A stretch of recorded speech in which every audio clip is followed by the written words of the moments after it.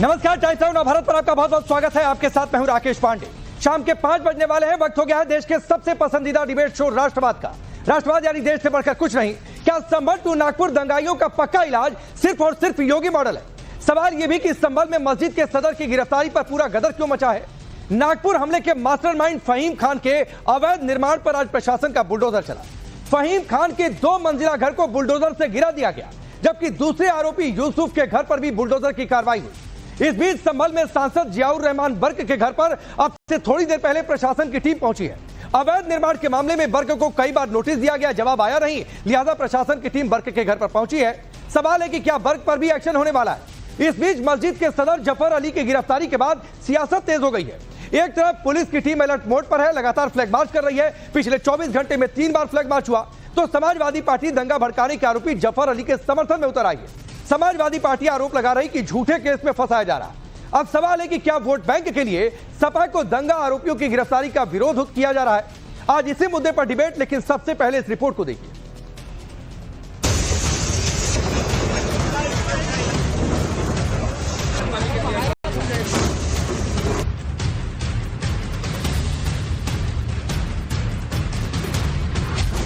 क्या यूपी के संभल से लेकर महाराष्ट्र के नागपुर तक दंगाइयों का पक्का इलाज योगी मॉडल से किया जा रहा? यूपी में योगी आदित्यनाथ दंगाइयों की कमर तोड़ रहे, तो महाराष्ट्र में देवा बाबू योगी मॉडल की तरह दंगाइयों पर बुलडोजर प्रहार कर रहे। पहली तस्वीर नागपुर की है। नागपुर में हिंसा भड़काने के मास्टरमाइंड फहीम खान के घर पर बुलडोजर एक्शन किया गया। फहीम खान की 2 मंजिला अवैध इमारत को जमींदोज किया गया। तो संभल में दंगाइयों को भड़काने उकसाने के आरोपी मस्जिद के सदर जफर अली को पुलिस ने गिरफ्तार कर लिया है। नागपुर नगर पालिका के मुताबिक फहीम खान का ग्राउंड फ्लोर पर 43.24 स्क्वायर मीटर और फर्स्ट फ्लोर पर भी 43.24 स्क्वायर मीटर का अवैध कंस्ट्रक्शन किया गया, जिसके बाद आज नगर पालिका ने एक्शन लेते हुए फहीम खान के कुल 86.48 स्क्वायर मीटर अवैध कंस्ट्रक्शन के खिलाफ बुलडोजर एक्शन किया। शिवसेना शिंदे गुट के नेता संजय निरुपम ने बुलडोजर एक्शन को सही बताया है।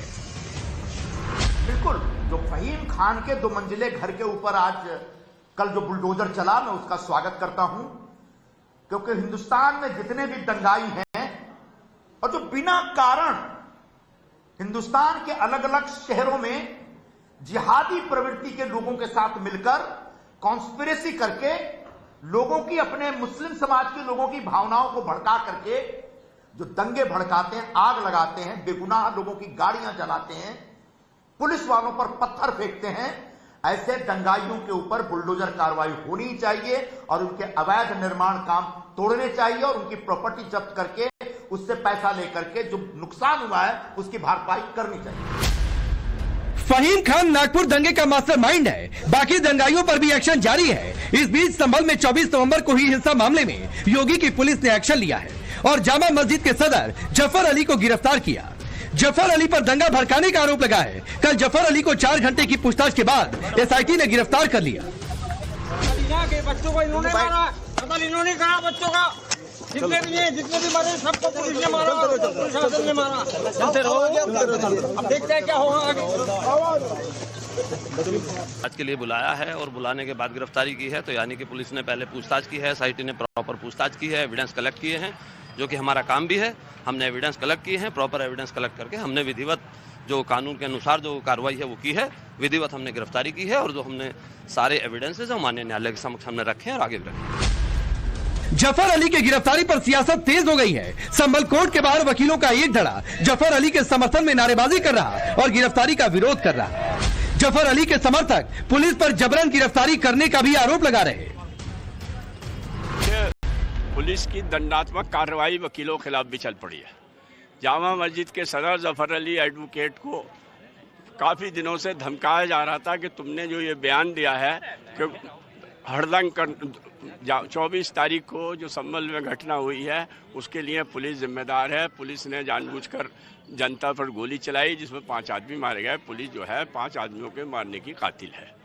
वो प्रशासन दबाव बना रहा था कि वो अपना ये बयान वापस ले लें।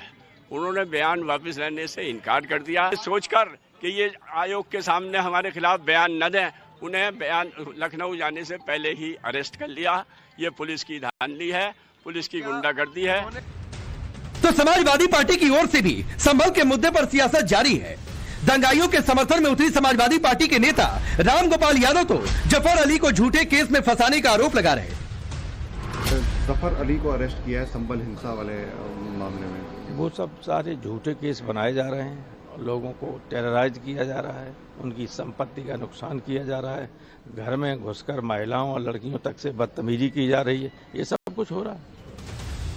इस बीच दंगाइयों, अपराधियों की कमर तोड़ने वाले और माफियाओं को मिट्टी में मिलाने वाले योगी आदित्यनाथ सरकार के आज 8 साल पूरे हो गए। सरकार के 8 साल पूरे होने पर सीएम योगी ने अपनी सरकार का रिपोर्ट कार्ड सामने रखा, आगे की रणनीति बताई, पिछली सरकारों पर भी करारा प्रहार किया। ये वही उत्तर प्रदेश है जिसके सामने पहचान का संकट था। ये वही उत्तर प्रदेश है जहां पर किसान आत्महत्या करता था, युवा पहचान के लिए मोहताज था, बेटी और व्यापारी असुरक्षित थी। ये वही उत्तर प्रदेश है जिसने दंगों के माध्यम से बिगड़ती हुई अपनी अर्थव्यवस्था को देखा है, झेला है। अराजकता के तांडव को किस हद तक अव्यवस्थित कर दिया गया था, इन सभी बातों को उत्तर प्रदेश ने देखा है, झेला है।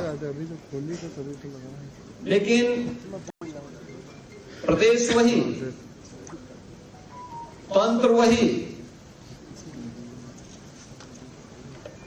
केवल सरकार बदलने से कैसे व्यापक परिवर्तन लाया जा सकता है, यह इन 8 वर्षों में उत्तर प्रदेश की जनता जनार्दन ने महसूस किया हो। 8 सालों में योगी ने सनातन की अलग जगाई, मुस्लिम तुष्टीकरण करने वालों की सियासी दुकान पर ताला लगा दिया, तो जातीय कार्ड के नाम पर सियासत करने वाले अखिलेश यादव के पीडीएफ फॉर्मूले की हवा निकाल दी।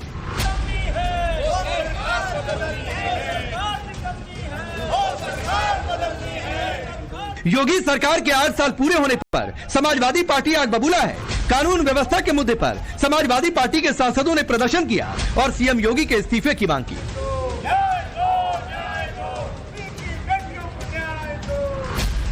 अब सवाल है, क्या योगी और देवाभाऊ के राज में दंगाइयों का इलाज बुलडोजर ही है? सवाल ये भी कि यूपी टू महाराष्ट्र अगर दंगा किया तो क्या योगी मॉडल से ही इलाज होगा? सवाल ये भी है कि योगी राज के 8 साल कितने बेमिसाल, समाजवादी पार्टी गुस्से से क्यों ला? Bureau report, Times Now Bharat. चलिए आपने ये रिपोर्ट देखी, आपका परिचय मैं आज के मेहमानों से करवाता हूं। राजीव जेटली भारतीय जनता पार्टी के नेता और प्रवक्ता, विक्रम सिंह जी पूर्व डीजीपी उत्तर प्रदेश पुलिस, अवधेश जी वरिष्ठ पत्रकार स्टूडियो में मौजूद हैं, फराज किदवई हैं समाजवादी पार्टी के नेता और प्रवक्ता, चंद्रमोहन शर्मा जी कांग्रेस पार्टी के नेता और राजीव रियाज प्रतापगढ़ी है राजनीतिक विश्लेषक के तौर पर एमआईएम को सपोर्ट करते हैं। आप सभी का बहुत बहुत स्वागत है। फराज किदवई आपसे शुरू करता हूं। आप लोग तो योगी सरकार को कानून व्यवस्था पर घेरने में लगे हुए हैं, लेकिन आप देखिए एक मॉडल है और लोग उसे योगी मॉडल का नाम दे रहे हैं। संभल हो, नागपुर हो, दूसरी जगह हो, दंगाइयों का इलाज तो एक ही मॉडल है, योगी मॉडल। आज फहीम खान के घर पर बुलडोजर चला, यूसुफ के घर पर बुलडोजर चला और संभल में भी एक्शन। राकेश जी, अभी आपका जो अपना ओपनिंग आपका स्टेटमेंट था उसमें आपने बोला कि अखिलेश यादव जी के पीडीएफ फॉर्मूले की हवा निकल गई, तो ये आपका स्टेटमेंट है या बीजेपी का है? उसके बाद फिर इस चर्चा को आगे बढ़ा। नहीं, ये एक पॉलिटिकल नैरेटिव है जो आप लोग चुनाव हारे हैं और उस चुनाव हारने के बाद ये बातचीत हुई है कि आपके पीडीएफ में सेधमारी कर दी है बीजेपी ने। उस नैरेटिव के आधार पर ये लाइन थी, बोलिए। अच्छा, ये नैरेटिव आप चला रहे हैं? नहीं, मैं क्यों चला रहा हूं? नहीं, मैं कहां चला रहा हूं? मैं बता, ये लोग कह रहे हैं। नहीं, अगर पीडीएफ में सेधमारी नहीं हुई तो सारे उपचुनाव हार क्यों गए आप? पीडीए का नारा था, आपका गढ़ था, इन्होंने नहीं, आपका गढ़ था और गढ़ में हार जाएंगे तो ये सवाल उठेंगे ना, फराज किदवई था।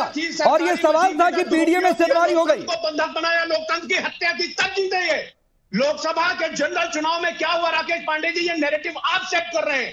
ये one section of the media is setting this narrative. जी नहीं, नैरेटिव आप लोग सेट कर रहे हैं और ये नैरेटिव आप लोगों ने 2024 के चुनाव में सेट किया था। फराज किदवई सुनिए, मैं डिबेट को डिरेल नहीं करना चाहता हूं, लेकिन आपने डिरेल करने की कोशिश की है तो एक लाइन सुन लीजिए, फिर मैं वापस आता हूं अपने मुद्दे पर। नहीं सर, सुनिए ना, अब सुनिए सुनिए सर, सुनिए, हम कोई नैरेटिव सेट नहीं करते। नैरेटिव सेट करना पॉलिटिकल पार्टियों का काम है, और 2024 में एक नैरेटिव आप लोगों ने सेट करने की कोशिश की, उसमें आपको कामयाबी मिली कि बीजेपी संविधान बदल देगी। लेकिन आज जब मुस्लिमों के आरक्षण की बात है और एक नैरेटिव उधर से सेट करने की कोशिश हो रही है, तो आप लोग टेप लगाकर बैठ गए हैं। मैं फिर कह रहा हूं, मैं डिबेट डिरेल नहीं करना चाहता हूं, इसलिए वापस मुद्दे पर लौटता हूं। और वापस मेरा मुद्दा है योगी मॉडल, बुलडोजर एक्शन दंगाइयों पर, और आप लोग उनके साथ खड़े दिखाई देते हैं। फराज किदवई, अब सुनिए, एक फरहाना नाम की लेडी है उसी संभल में, यह हिंदुस्तान टाइम्स की खबर है, इसको गिरफ्तार किया गया, 87 दिन जेल में रखा गया, दंगों का आरोपी बताया गया, लेकिन एसआईटी ने उसको क्लीन चिट दी। बताइए ये तो एसआईटी नहीं क्लीन चिट दी ना, एसआईटी नहीं क्लीन चिट दी ना, वो एसआईटी भी योगी सरकार से ही चल रही है ना, या सपा के हेडक्वार्टर से चल रही है एसआईटी? वो एसआईटी भी सरकार ने बनाई ना, या आप लोगों ने बना कर दी थी? अरे हम मिली ना, तो सर जाइए ना, फराज किदवई जाइए कोर्ट में, और जिन अधिकारियों ने फॉल्स केस किया था उस पर दर्ज करिए। और मैं कह रहा हूं वैसे अधिकारियों पर मुकदमा होना चाहिए जो फॉल्स केस दर्ज कर रहे हो। लेकिन यह बात नहीं है कि किसी की गिरफ्तारी होती है तो कहेंगे गिरफ्तारी ना हो भाई, एक समुदाय का है तो क्या तो आतंकित किया जा रहा है, ये नैरेटिव आप सेट करने लगते हैं। सुनिए, ये काम छोड़ दिए भारतीय जनता पार्टी के प्रवक्ता के लिए। अब मेरा एक सवाल, फिर वही बात है, सवाल आपने पहले पूछा था। अरे सर सुनिए तो, सर सुन लीजिए, मैं जानना चाहता हूं कि उनके घर पे कब बुलडोजर चलेगा जिन्होंने राघवेंद्र वाजपेयी जैसे पत्रकारों की हत्या की, जो सिस्टम का पर्दाफाश कर रहे थे। मैं जानना चाहता हूं कि छत्रपति शिवाजी महाराज की उस धरती में जहां पर एक सरपंच की निर्मम हत्या कर दी गई, उनके हत्यारों के ऊपर कब बुलडोजर चलेगा। मैं जानना चाहता हूं कि जिन लोगों ने IIT BHU में बलात्कार किया, बलात्कारियों को जब बेल मिली तो उनको फूल मालाएं पहनाई गई। मैं पूछना चाहता हूं कि वहां पर बुलडोजर कब जाएगा। मैं पूछना चाहता हूं कि वहां पर बुलडोजर कब जाएगा कि ईस्ट सेंट्रल रेलवे में जो दीनदयाल उपाध्याय जंक्शन के जो पेपर लीक हुए, वहां पर बुलडोजर कब जाएगा। एक 4 साल की बच्ची के साथ 15 दिन पहले सोनभद्र में बलात्कार होता है, उस बच्ची के बलात्कारियों के घर उत्तेजना और गुस्सा समझ में आ रही है। पहले 32 साल की महिला का अपहरण हुआ, अपहरण के बाद उसका गैंगरेप हुआ, गैंगरेप के बाद अरे सर एक बार बोल दीजिए ना कि संभल में जो लोग 5000 लोगों का पलायन कराया, यहाँ से छोड़ के जाना पड़ा, उनको सजा कब मिलेगी, कभी एक लाइन इस पर भी बोल दीजिए ना। जो लोग मस्जिद में जुट के छत्रपति शिवाजी चौक पर नागपुर में दंगों के नारे लगा रहे थे, 400-500 लोग, अवधेश जी रुक जाइए, नहीं रुक जाइए, मेरी रिक्वेस्ट रुक जाइए। और फराज किदवई, ये यहाँ पर टैगिंग मत दिया करिए कि कौन कहां से पोषित है। अवधेश जी भाजपा से पोषित है, नहीं पोषित है, ये आपसे सर्टिफिकेट नहीं चाहिए सर, ये पोषित करने का काम आप लोग करते होंगे। तो एक मिनट रुक जाइए, आप अपनी बात पूरी करिए सर, अपनी बात पूरी करिए आप, फिर राजीव जेटली उसका जवाब देंगे। आप अपनी बात पूरी करिए, इतने बौखलाइए नहीं फराज किदवई साहब, अभी तो डिबेट की शुरुआत हुई है, आपने शुरुआत में टेम्पो हाई कर दिया। इनको थोड़ा समय मिलेगा, समय देंगे। उत्तेजना और बौखलाहट में मनुष्य से अच्छे शब्द निकलते ही नहीं है। ठीक है, छोड़ दीजिए, चलिए बोलेंगे वो चलिए, पूरी करिए, ऐसे ही बोलेंगे। रुकिए, बोलिए। आप सुनिए, सुन ही रहा हूं। अभी 2 दिन पहले राकेश जी, अब इनसे बोलिएगा कि ये जो पत्रकार हैं बीजेपी के, ये जरा चुप रहेंगे, पहले मेरी पूरी बात सुनिए। अभी 2 दिन पहले एक पुलिस वाला, डीजीपी सर बैठे हुए हैं, एक पुलिस वाला अपनी सहकर्मी के साथ बलात्कार करता है। मैं आपको ये खबर दिखा दूं, उसके घर पे बुलडोजर कब जाएगा। देखिए राकेश जी, ये बहुत आसान है। अच्छा दूसरी बात, आपने भी नागपुर की बात की, बस 20 सेकंड नागपुर की बात की। नागपुर दंगे में एकमात्र हत्या हुई, जिस शख्स की हत्या हुई वो अपने घर से रेलवे स्टेशन जा रहा था जी, और उसको भीड़ ने घेर करके मार दिया। उसका नाम इरफान अंसारी था। किसने मारा? हत्यारों के ऊपर कब बुलडोजर चलेगा? नहीं, किसने मारा साहब? पत्थरबाजी से मारा है। नहीं चला तो नहीं, वो अंसारी रेलवे पर रेल पकड़ने, ट्रेन पकड़ने जा रहा था, पत्थरबाजी से घायल हुआ है। अब आपने बोला ना मुझे राजीव जेटली को लाने दीजिए, अब रुक जाइए भाई। फराज किदवई, नहीं फराज किदवई रुक जाइए, मैं ये बात कहते हुए नहीं सुनिए ना, अब राजीव जेटली, ओहो अरे रुक जाइए भाई, 3-4 मिनट आपने लिया ना फराज किदवई, रुक जाइए, थोड़ा सा धैर्य रखा करिए, इतनी जल्दी बेताब मत हुआ करिए। आपने कही ना सारी बातें, सर राजीव जेटली आपकी सारी बातों का जवाब दे रहे हैं, लेकिन फिर मैं पूछूंगा कि संभल में हिंदू मारे गए, कब आप उस पर बोलेंगे? अयोध्या में दलित लड़की के साथ आपकी पार्टी के समर्थक ने किया, कब उसके खिलाफ खड़े होंगे? नागपुर में फहीम खान ने भड़का दिया 500 लोगों की भीड़ इकट्ठा कर, उस फहीम खान पर आपकी जुबान कब खुलेगी? इसका भी जवाब दीजिएगा। लेकिन राजीव जेटली इनकी बातों का जवाब दीजिए जो इन्होंने गिनवाए। राकेश भाई, कितनी एनर्जी भरी हुई है देखिए किदवई साहब के अंदर, और कितनी रिसर्च कर करके आए हैं। और ये सारी रिसर्च और सारी एनर्जी किसके लिए? ये केवल इसके लिए कि जो दंगाई हैं हम उनके साथ खड़े हैं, हम उनकी प्रोटेक्शन में खड़े हैं, हम उनके खिलाफ एक शब्द नहीं बोलेंगे, और जो उनके खिलाफ एक्शन लेगा उसके खिलाफ हमारी लड़ाई लड़ी जाएगी। अब यही बात बोलना चाहते हैं ना। सारी एनर्जी आपने इस बात पे लगाई कि अगर सरकार दंगाइयों के खिलाफ, पत्थरबाजों के खिलाफ, या इस देश के अंदर आगजनी करने वालों के खिलाफ कार्रवाई कर रही है, तो समाजवादी पार्टी ने अपनी रिसर्च विंग को बोला उन सब मुद्दों से हटते हुए आप नई नई बातें लेकर के आइए, नई बातें रखिए, और उन लोगों को बचाते चले जाइए जिन लोगों ने इस तरीके का उन्माद फैलाया था। वो नागपुर में फैलाया, चाहे संभल में फैलाया। अब एक बात यहां सोचिए, अगर इसी से आपकी राजनीति चल सकती होती तो वो चल चुकी होती। इस प्रदेश के अंदर, उत्तर प्रदेश के अंदर आप लोगों ने जो हालात पैदा किए हैं और जो देश में करने की कोशिश कर रहे हैं, उस कोशिश से आपका कहीं भला नहीं होने वाला पॉलिटिकल। इससे हमारा कहीं ना कोई बड़ा नुकसान होने वाला है। किदवई साहब, आप अपने ऊपर इल्जाम ले रहे हैं, आप अपने ऊपर व्यक्तिगत तौर पे बोल रहा हूं मैं आपको। आपकी पार्टी ने आपको यहां बिठा दिया, किसके लिए बिठा दिया? आपकी पार्टी आपको कह रही है कि आप जाइए और जो पत्थरबाज हैं उनके पक्ष में बात रखिए। आप जाइए और जिन लोगों ने गाड़ियां जलाई नागपुर में, आप उनकी बात, उनके पक्ष में बात रखिए, मतलब उनके बचाव में खड़े हो जाइए। अरे ऐसी राजनीतिक पार्टी इस देश के अंदर जो सीधा सीधा कहती है कि अगर कोई आगजनी करता है, किसी की गाड़ी जलाता है, किसी की दुकान लूटता है, किसी का मकान तोड़ता है, किसी के मकान में घुस जाता है, ऐसे लोगों के लिए कोई राजनीतिक पार्टी खड़ी हो सकती है क्या? ठीक है, आप खड़े हो गए हैं देखिए, और कितनी एनर्जी के साथ खड़े हुए हैं आप, कितना जोर लगा करके खड़े हुए हैं आप। आपने सोचा? ठीक है, मैं आता हूं राजीव जेटली आता हूं, फराज किदवई आपके पास भी आता हूं, लेकिन जो कुछ आपने बातें कही, विक्रम सिंह जी के पास जाना जरूरी है।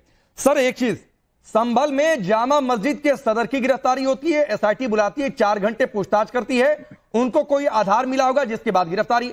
और जो लोग गिरफ्तारी को कह रहे हैं आतंकित किया जा रहा है, तो भाई ये सवाल तो पूछा जाना चाहिए कि जाकर कोर्ट में कह देते कि गिरफ्तारी गलत है, क्या कोर्ट में गए? नंबर 1 बात। नंबर 2 बात है, फहीम खान के घर पर बुलडोजर चलने से बड़ी दिक्कत है, जबकि उसमें भी नोटिस दिया गया।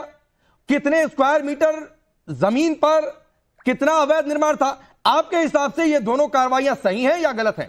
विक्रम जी। राकेश जी, ये बिल्कुल न्याय संगत है, न्यायोचित है, बहुत पहले हो जाना चाहिए था, और क्यों नहीं हुआ? फहीम का मकान बन कैसे गया, किसके भ्रष्टाचार से बन गया, और किसने उसको जो है ये केचुए को सब सांप और अजगर बनने से मौका दिया उसको। और दूसरी बात जो आपने ये कहा कि पहला जो सवाल आपका था उसमें भी जो माकूल कार्रवाई थी, संभल के बारे में आपने बात की, लेकिन फराज साहब के 2 जो बिंदु हैं, मैं उस पर चाहूंगा कि राजीव जेटली साहब इस पे कार्रवाई करें। अगर किसी पुलिसकर्मी ने बलात्कार किया है, मैं चाहूंगा अगली डिबेट के पहले उसकी बर्खास्तगी जरूर हो जाए। दूसरी चीज, अगर कोई इलीगल अरेस्ट हुई है तो इलीगल अरेस्ट बहुत ही शर्मनाक होती है, उससे पुलिस की प्रतिष्ठा के ऊपर दाग लगता है। जांच करा ले, अगर गलत अरेस्ट हुई है तो अपनी गलती मानने में कोई हर्ज नहीं है। लेकिन राकेश जी, आप देखें, एक सेट पैटर्न है चारों तरफ। अगर आप देखें, एक पैटर्न है कि पहले नाजायज काम करो, साजो सामान दंगे का इकट्ठा करो, उसके बाद जब दंगा हो तो पुलिस और पुलिसकर्मियों के ऊपर आप हमला करें, और उसके बाद आप विक्टिम कार्ड खेलें कि हमारे साथ ये हो गया, हमारे साथ वो हो गया, अगर हमारे साथ ये हो गया, वो हो गया, और उसके बाद राकेश जी कवर पाए। तो 4 चरणों की चीज मैंने आपको बताई, वो चाहे संभल हो, चाहे नागपुर हो, चाहे दिल्ली का दंगा हो, या चाहे मऊ का हो, हर जगह पैटर्न यही दिखाई पड़ेगा आपको 4 स्टेज में। मैं चाहूंगा, मैं आह्वान करूंगा कि इस स्टेज पे आने के बाद जब आप देख रहे हैं कि एक सेट पैटर्न है, एक कवर फायर देने की प्रोपेंसिटी है, तो इनकी आर्थिक साम्राज्य को नष्ट भ्रष्ट करने के लिए जहां मकोका है वहां मकोका, यूपी में गैंगस्टर्स एक्ट है, इनके आर्थिक साम्राज्य को करे खत्म। जो कवर फायर नहीं, लेकिन ये कहां से आर्थिक साम्राज्य खत्म होगा? आर्थिक साम्राज्य तो इन लोगों ने खड़ा करवाया था। अतीक मुख्तार का आर्थिक साम्राज्य हवा में खड़ा हो गया था क्या? फराज किदवई साहब, आर्थिक साम्राज्य हवा में खड़ा हो गया था। विक्टिम कार्ड की बात जो विक्रम जी कर रहे हैं, इसके बाद चंद्रमोहन जी आ जाऊंगा आपके पास, जरूरी है फराज किदवई का एक टिप्पणी यहां पर।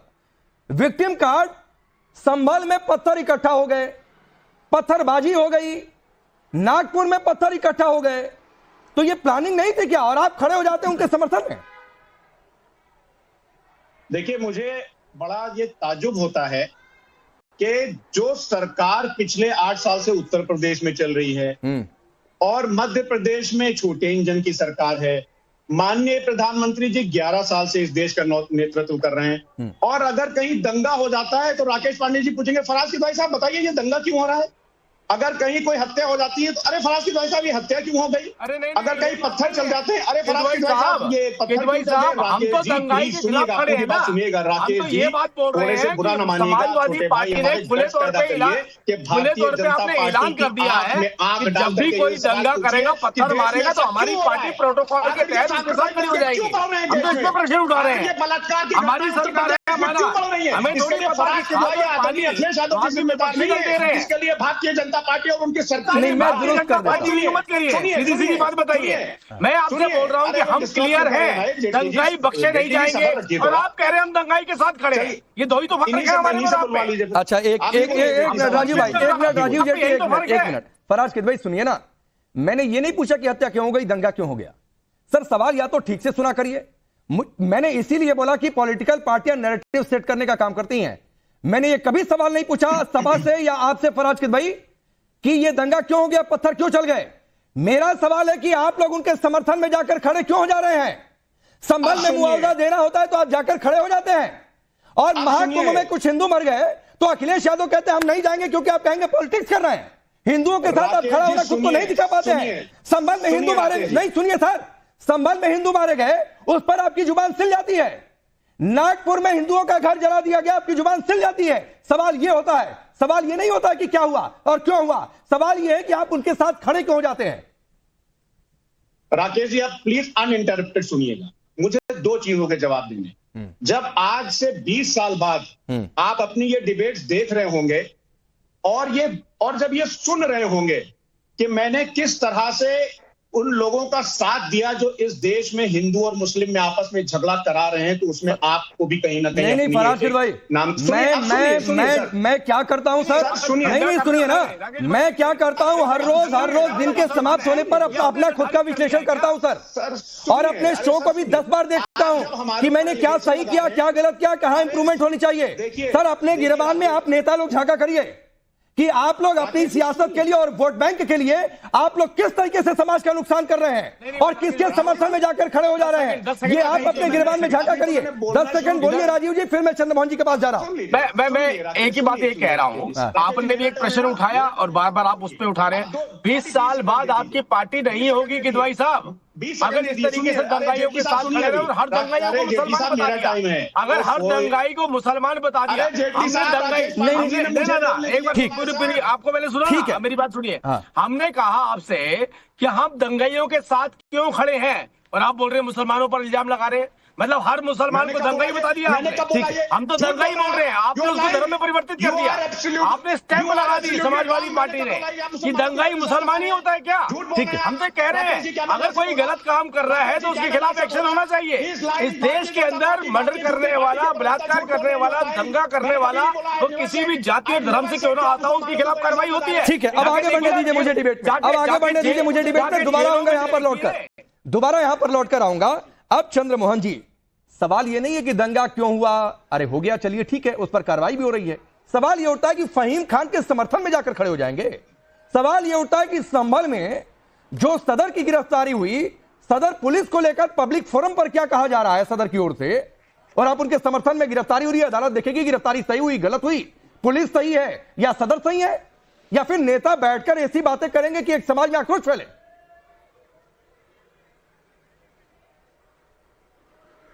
देखिए, आपके जवाब के साथ मेरे मन में एक बात आई राकेश जी की टाइम्स नाउ को 145 करोड़ जनमानस में 20 करोड़ देख रहे हैं या 30 करोड़ देख रहे हैं या 80 करोड़ देख रहे हैं।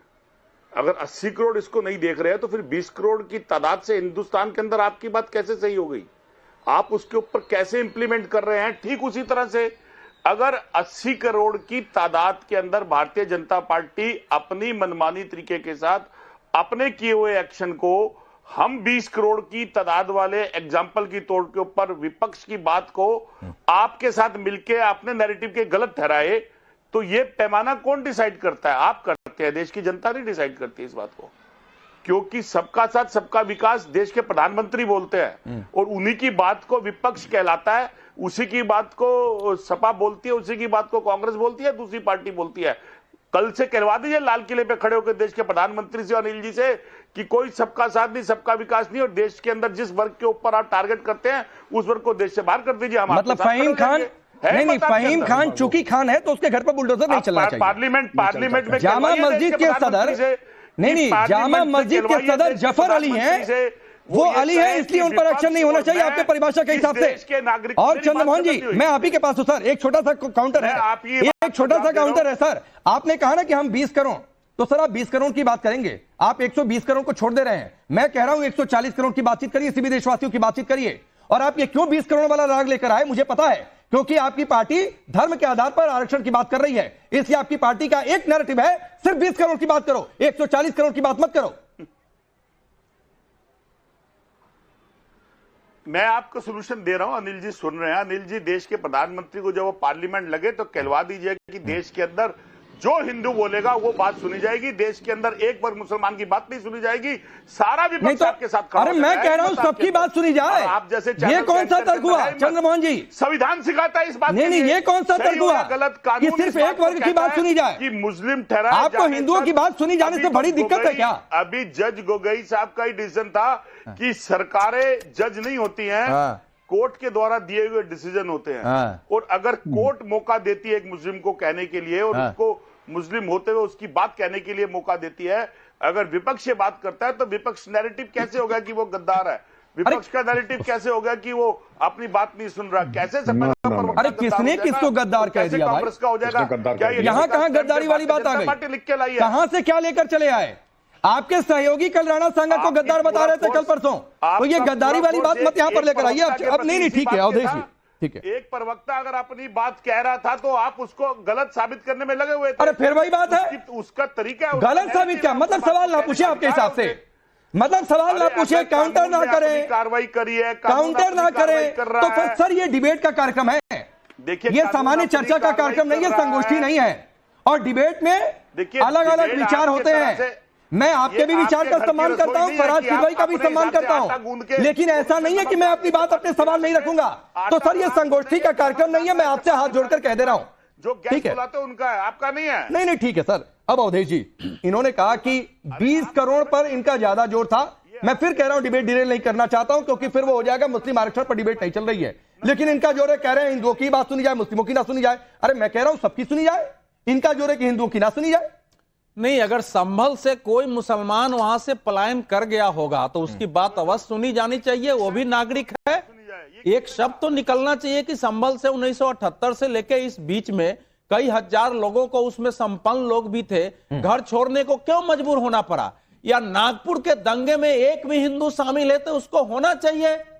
एक तरफ एक व्यक्ति फहीम खान पहले थाने में जाता है, झूठा शिकायत दर्ज करवाता है कि हर एक कपड़े पर कलमा लिख के उसको जलाया जा रहा है, उसके आधार पर शिकायत दर्ज की जाती है। उसमें 8 लोग गिरफ्तार भी हो चुके हैं, विश्व हिंदू परिषद और बजरंग दल के लोग, और बताया गया है कि भैया इनको रोका गया। और फिर वो वही मस्जिद में खड़ा होकर वहां से लौटता है और 400-500 लोगों के साथ मस्जिद से निकलते हुए और कुल्हाड़ी और सब लहराते हुए एक प्रकार से धरना निहत्थे दे रहे लोगों पर हमले की कोशिश करता है। और शाम को चारों तरफ दंगे फैल जाते हैं, दंगे में एक पक्षीय हिंसा करता है। एक सीसीटीवी फुटेज में दुनिया की कोई शक्ति दिख ले, कोई भी गैर मुस्लिम निकल के घर से बाहर निकल के मुकाबला करने भी नहीं आया है, तो वहां कार्रवाई किसके लिए होगी? औरंगजेब के कब्र के कुछ लोग मांग कर रहे हैं। नहीं, आप सहमत होंगे, असहमत हो सकते हैं, लेकिन वो इतना कि आपको भड़का दिया, इतना कि आपका मजहब जग गया है और आप उसमें 800 पोस्ट डिलीट करने पड़ेंगे। 70 URL से झूठी बातें फैलाई गई कि हमारे 2 आदमी की मृत्यु हो गई है, घर से निकलो, ये पुलिस वाले भी हिंदू हैं, इनको भी नहीं छोड़ो, एक भी हिंदू को नहीं छोड़ो, ऐसे पोस्ट वहां से निकाले गए हैं। और जो संभल में हुआ है, जो आदमी गिरफ्तार हुआ है, 19 को सर्वे होना था, किसको पता था? इस आदमी को पता था। 24 को सर्वे होना था, पहले सूचना इस आदमी को थी और इसने चारों तरफ खबर फैला के लोगों को जुटाया और वहां हिंसा करवाया है। नहीं, तो ये क्या कार्रवाई इस पर होगी? लेकिन मैं आपसे भी पूछता हूं कि जो लोग आज गजनबी और सालार मसूद के पक्ष में खड़े हो रहे हैं, जो इस देश में मस्जिद मंदिरों को तोड़ने, हिंदुओं को मुसलमान बनाने, लूटने, बलात्कार करने, महिलाओं को उठाकर ले जाने आया और यहां रहा। अगर जो औरंगजेब पर, जिस पर 46 लाख हत्या का, जिस पर इतिहासकारों ने लिखा है और सबसे ज्यादा इतिहास में मंदिर तोड़ने का रिकॉर्ड, अगर उसके साथ इस देश के लोग खड़े हो रहे हैं तो आप मानते हैं कि वो कभी खड़े हो सकते हैं? फराज भाई, अवधेश जी की बात कैसे गलत है सर आप बताइएगा। एक राजीव भाई की बात आ जाए, कहेंगे आधा घंटा हो गया हमसे बुलवाया नहीं, 1 मिनट दे दीजिए, उनकी एक बात हो जाए, फिर आपको भरपूर समय दे दूंगा। राजीव भाई नाराज हो जाएंगे, फिर कहेंगे हमको मत बुलाया करिए, एक मिनट उनकी बात हो जाए, फिर आप ही के पास आ जाऊंगा मैं सीधे। राजीव भाई, क्या एक वर्ग से है और वो अपराध करे तो सिर्फ इस बात के लिए खुली छूट मिल जाए क्योंकि वो एक खास वर्ग से है, एक खास समुदाय से है, और फिर क्या तो नैरेटिव सेट किया जाएगा भाई भाईचारा खराब हो रहा है, इसलिए फहीम खान को छोड़ दो, इसलिए अगर जफर अली पर आरोप है तो छोड़ दो क्योंकि जफर अली है वो फहीम खान है।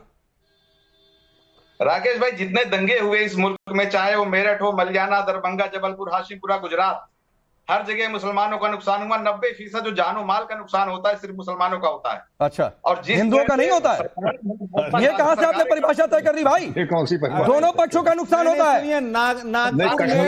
पूरा इलाके में 150 गाड़ियां मुस्लिम समुदाय की खड़ी होती है, सोमवार सुबह से एक गाड़ी वहां नहीं थी। देखिए, उसमें ज्यादातर मुसलमानों की मौतें होती हैं। अच्छा, दूसरी बात मैं कर्ज कर रहा हूँ। अच्छा सुनिए, मैंने नागपुर में तो किसी मुस्लिम की एक संपत्ति टच नहीं हुई है। नहीं, तो गलत नैरेटिव है ना। एक संपत्ति टच नहीं हुई है सर। जहां वो गाड़ी पार्किंग करते थे, सुबह गाड़ी हटा दिया था। उन मार्केटों को सुबह से बंद रखा गया था जहां की उनकी दुकानें थी, स्पेयर पार्ट्स के दुकानें थे सारे, और उसको बंद रखा गया था। बजाबता योजनाबद्ध तरीके से आपने हमले किए हैं। एक मिनट, और मेरठ, मुरादाबाद, अरे सुनिए ना राजीव भाई सुनिए ना, विक्रम जी का एक सवाल है। कश्मीर में हिंदुओं का कत्लेआम हुआ था, लाउड स्पीकर से क्या नारे लगाए गए थे और संभल किसका नुकसान हुआ था? संभल में किसका नुकसान हुआ था? एक तरफा बात ना कीजिए। विक्रम सिंह का बहुत ईमानदार पुलिस अधिकारी के तौर पे जाने जाते हैं। हाँ। इनके राज्य में जब ये डीजीपी थे उत्तर प्रदेश के, मायावती की सरकार थी, एक भी दंगा नहीं हुआ। मैं इनका बड़ा सम्मान करता हूं, लेकिन मैं बता दूं कि जितने लोग दंगे हुए हैं उसमें सारे ज्यादातर नुकसान मुसलमानों। संभल में किसका नुकसान हुआ? दंगे नहीं हुए। नहीं रुकिए ना, संभल में किसका नुकसान हुआ? ये दंगा नहीं है राजीव भाई, संभल में किसका नुकसान हुआ? अरे मेरी बात सुनिए। हाँ। जितने घर गिराए जा रहे हैं, बुलडोज किए जा रहे हैं, उसमें 99% मुसलमानों के हैं। अरे आपने मध्य प्रदेश में आदिवासी समुदाय के मुसलमान के ऊपर पेशाब किया गया, उनके ऊपर क्या? नहीं सुनिए, अरे भाई प्लीज मैं फिर कह रहा हूँ, डिबेट डिटेल मत करिए। कहीं किसी समुदाय के खिलाफ कोई गलत करता है, वो किसी भी समुदाय का हो, किसी भी धर्म का, वो गलत है। राजीव भाई, इस पर एक्शन होना चाहिए। लेकिन विक्रम जी इस पर नहीं बोल पा रहे कि संभल में किसका नुकसान हुआ, कश्मीर में किसका कत्लेआम हुआ, इस पर इनकी जुबान सिल जा रही है। ये बिल्कुल आपने सही कहा राकेश जी, बड़े दानिशमंद लोग हैं, फराज साहब है, राजीव साहब है। मैं देखा कोई भी दंगाई हो, किसी समुदाय का हो, किसी बिरादरी को, सख्त से सख्त कार्रवाई होनी चाहिए। पुलिस वाला अगर एक तरफा कार्रवाई करे, बेईमानी से करे, सख्त से सख्त कार्रवाई होनी चाहिए। मेरा राजीव जेटली से ये अपील होगी कि इसको देख ले कि अगर कोई हक तलफी किसी की होती है, छोड़ दीजिए हिंदू मुसलमान, और वो जिसके साथ भी होती है भारत का नागरिक है और वो एक अन्याय है, अन्याय नहीं चलेगा। राजीव जेटली साहब से भी मेरा यह आह्वान होगा, कम से कम ये तय कर ले कि प्रत्येक भारतवासी एक पेडेस्टल पे खड़ा है। लेकिन कश्मीर में जो हुआ हम भूल जाएंगे, केरला में जो हुआ हम भूल जाएंगे, मुफला में जो हुआ हम भूल जाएंगे, संभल में जो हुआ भूल जाएंगे ना। किसी के अगर हमारी एक आंख फूटती है तो हम दोनों आंखों को बराबर देखते हैं राकेश जी, और किसी के ऊपर अत्याचार होता है तो हमारी जिम्मेदारी है अत्याचार का समापन करें और कार्रवाई करें, प्रिवेंटिव एक्शन लें। ठीक है राजीव भाई, आपकी बात का जवाब मिल गया होगा। फराज की दो, आप बोलिए जो कहना चाह रहे थे। मेरी बात सुनिए। अच्छा, फराज जी को आने दीजिए, तब तक आप अपनी बात पूरी करिए। मैं हूँ। अरे आपका विंडो में अंधेरा दिख रहा है, लाइट चली गई क्या? अरे ये उत्तर प्रदेश की बिजली व्यवस्था है सर, और कोई बात नहीं। अब सुनिए, मैं आ गया हूँ। जी। अच्छा रुकिए, चलिए राजीव भाई आ रहा हूँ, थोड़ा इनकी भी बात हो जाए। अच्छा देखिए राकेश जी, प्लीज मुझे 30 सेकंड दे दिएगा। अरे आप 1 मिनट ले लीजिए। जिस पैनल में डीजीपी सर बैठे हुए, इनका बहुत सम्मान है, क्योंकि मुझे याद है कि जब आप डीजीपी थे तो जब आप जगते थे तो उत्तर प्रदेश का व्यक्ति आराम से सोता था। डीजीपी सर, आप एक फैसला कर दीजिए आज। ये 22 मार्च का द हिंदू है और इसका पूरा फुल पेज ये नागपुर के दंगों पर है, फुल पेज 22 मार्च का। इसमें लिखा हुआ है, 2 लाइनें बस खाली पढ़ देता हूं मैं, कि द प्रोटेस्ट, ये जो येलो से हाईलाइटेड है, ये जो येलो से हाईलाइटेड है, the protest in Nagpur took a violent turn when demonstrators set fire to a chadar the police said this was inscribed with verses from the Quran. अब ये इतना बड़ा अखबार, फुल पेज की स्टोरी, ये गलत साबित हो गई इसके है हिसाब खबर। से पुलिस ये कह रही है, डीजीपी सर इसके हिसाब से पुलिस ये कह रही है खबर गलत साबित हो चुकी है, फिर जहर मत फैलाइए। कोई हर एक कागज पर कलमा नहीं लिखा गया है। ये खबर गलत साबित हो गई है। विधानसभा में बयान आ गया है, किसी सीसीटीवी फुटेज में नहीं। ये कब्र और कब्र का पुतला बना के जलाया गया और औरंगजेब का पुतला बना के जलाया गया। ये खबर झूठी साबित हो चुकी है। ठीक है, और ये खबर लिखने वाले भी दंगा फैलाने के भागी है और इन पर भी मुकदमे हुए हैं सर, और इनको साबित करनी पड़ेगी। ये सवाल विक्रम जी बिल्कुल गलत है, बिल्कुल सही बात है। खबर कैसे फैलाएंगे? और आपके लिए, आपकी जानकारी के लिए फराज किदवई, और कोई खुद मुख्यमंत्री का औपचारिक तौर पर बयान भी है कि कोई आयत लिखी नहीं गई थी। अरे तो मुख्यमंत्री का भी बयान है, राज्य के मुखिया का बयान है कि कोई आयत लिखी नहीं गई थी। कुछ नहीं लिखा पुलिस ने भी कहा है कि कोई आयत लिखी नहीं गई थी। अब चलिए, आपने विक्रम जी से पूछा था, उनका जवाब हो जाए फिर मैं आगे बढ़ता हूँ। आपके पास भी आ रहा हूँ। अरे रुकिए ना भाई, तो आपका ये मुख्यमंत्री झूठ बोल रहे हैं, रुक जाइए। फिर मुख्यमंत्री से बयान की डिमांड आप क्या करिए? अखबार उठा के दिखा देंगे। मुख्यमंत्री कह रहा है, डीजीपी कह रहा है, वहां के लोग बता रहे हैं, टेलीविजन बता रहे हैं, ठीक है। और एक अखबार का 4 पंक्ति आपको सत्यारी सन का सब लग गया। फराज साहब, बड़े अदब के साथ मैं गुजारिश करना चाहूंगा, हमारी सरपरस्ती फरमाएं।